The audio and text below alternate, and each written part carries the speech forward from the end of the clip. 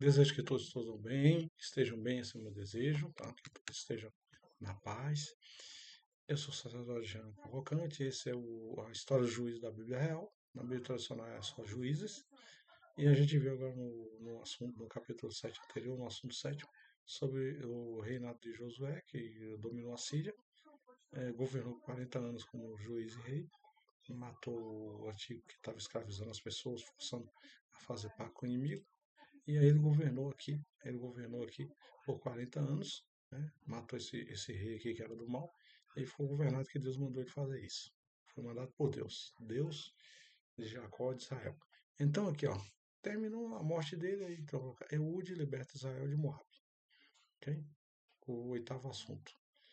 E depois da morte do rei e juiz Otaniel, o povo passou a idolatrar deuses, que era na Síria, e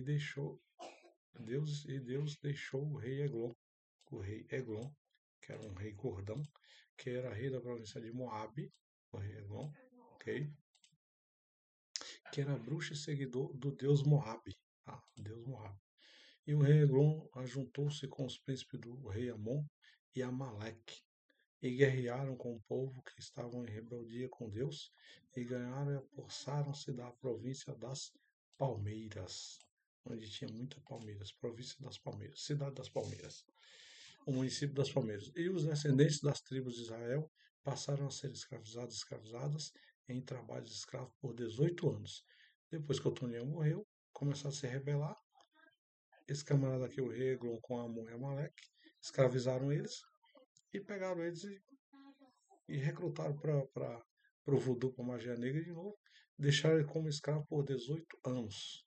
E o que, é que aconteceu depois de 18 anos que o pessoal já não estava aguentando mais? E quando a geração descendente da tribo de Israel não aguentava mais tanta perseguição, escravidão e morte, elas arrependeram-se e suplicaram a Deus. E Deus, pedindo a Deus, tal, você não estava mais aguentando tanto sofrimento, né, que era induzido a isso, tinha que pagar 60% para os deuses lá e tal, e tudo mais, era obrigado, senão matava a família deles. Diz assim, e Deus escutou e nomeou o príncipe Eude. Então, depois de Otaniel, Deus nomeou o príncipe Eude e rei. Né? Rei e juiz, que era filho, tá, do príncipe Gera, da descendência de Benjamim, que eram os benjamitas. E o príncipe Eude era natural de, onde ele nasceu, era natural esquerdo, tá? Desculpa, ele era esquerdo, e descendente das tribos de Israel. Enviaram por Eude os tributos, impostos, etc. Enviaram por Eude os impostos, tributos, etc. Para entregar ao rei Eglon, que era o rei gordão lá, o rei dos Moabitas, que tinha tomado lá o lugar do rei Otoniel depois, rei e juiz. E o juiz Eude fabricou para ele um punhal de meio metro de comprimento amolado dos dois lados, os dois gumes, e escondeu dentro da roupa pelas costas, atravessando da esquerda para a direita, como se fosse uma espada, 50 centímetros, porque o rei Eglon era enorme de gordo. E quando ele chegou, ele entregou pessoalmente o tributo, imposto ao rei Eglon, que era naquela época o rei dos Moabitas, e o rei Eglon era um homem muito gordo, que chegava a ser obeso, ele era obeso, e ele tinha gula, ele era glutão, ele comia muito. E ele ficava forçando as pessoas a fazer pacto com o diabo, se não fizesse, matava a família, matava a pessoa. E as pessoas eram forçadas a isso. Então, o Eude, né, fez a entrega a ele, e depois que Eude entregou os impostos, ele acompanhou a gente que havia escoltado ele entrava com segurança, agente,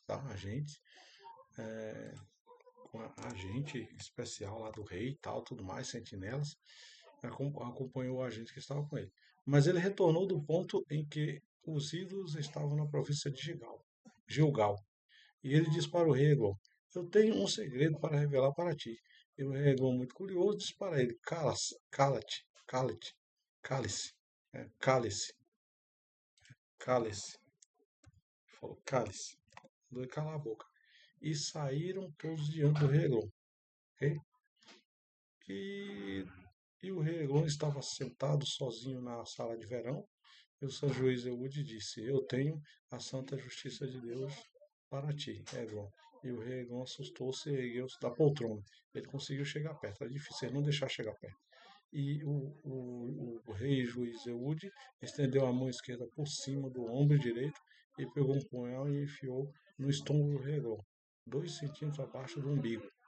E Eude enfiou até o cabo do punhal que atravessou o rei Eglon, que chegou a sair excremento fecal. E o santo juiz Eude deixou o punhal dentro do rei Eglon. E Eude saiu pelo corredor e trancou as portas da sala de verão com ferrolho por dentro. E depois que ele já estava saído dali, chegaram os servos do rei Eglon, e quando chegaram na porta da sala de verão e perceberam que a porta estava fechada, eles disseram: o rei deve estar fazendo as necessidades fisiológicas dele. Porque como ele comia muito, ele fazia muita necessidade fisiológica. E depois que esperaram muito tempo, eles resolveram pegar a chave e abrir a porta. E quando abriram, encontraram o rei Eglon morto e deitado no chão. E enquanto os servos do rei Eglon demoravam para abrir a porta e deparar-se com o rei Eglon morto, o santo Luiz Eude escapou passando por dentro das salas dos ídolos e seguiu para a província de Ceirá. E ali permaneceu a salvo com vida. E quando ele chegou ao território de Israel, ele tocou a trombeta no monte do príncipe Efraim, e os descendentes de Israel desceram com ele do monte e puseram ele na frente. Okay? E o santo juiz Eude disse: sigam-me para a santa batalha, porque Deus entregou nossos inimigos moabitas na santa justiça, e os povos, as pessoas sairão acompanhando atrás dele, e o santo juiz Eude e as pessoas batalharão pelas margens do braço do mar do Jordão com os moabitas e matarão a todos os moabitas. E a santa batalha travou-se e mataram 10.000 soldados moabitas, e os homens dos moabitas eram todos soldados de guerra, mas não escapou nenhum das pessoas rebeldes. Só contar um detalhe aqui. Quando eles avançaram a guerra, eles não matavam criança, não matavam adolescente, não matavam meninas que eram virgem, tá? Só suas prostitutas, e não matavam essas pessoas. Eles iam por um chamado orfanato, é ser criado de maneira correta e dentro do tempo. Não matavam criança, tá? Nem criança nem adolescente. Só pessoas adultas já era corrompida pelo inimigo. E desta maneira o rei Eglon, que era rebelde, matava e perseguia todas aquelas que adoravam a Deus.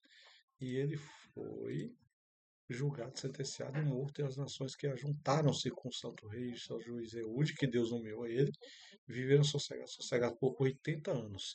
Se o reinado do anterior, Daniel, durou 40 anos, o do juiz e rei Eude durou 80 anos. Tá? Então, que Deus abençoe a todos e até o próximo vídeo. Tá? A todos que queiram a bênção de Deus, que muitos estão querendo guerra. E até o próximo assunto, que será o não assunto. Ok?